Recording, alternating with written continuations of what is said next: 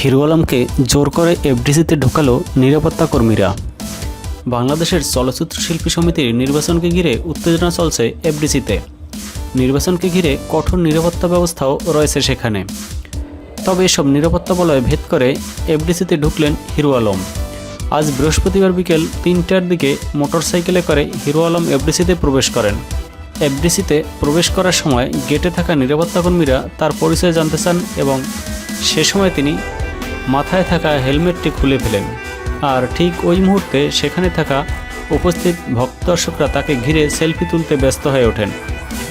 Helmet খোলার পর নিরাপত্তা কর্মীরা চিনে ফেলেন যে তিনি হিরো আলম।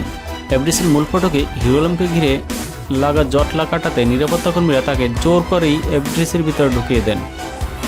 হিরো আলম বলেন, আমি ভোটার না, দেখতে এসেছি নির্বাচন উৎসব।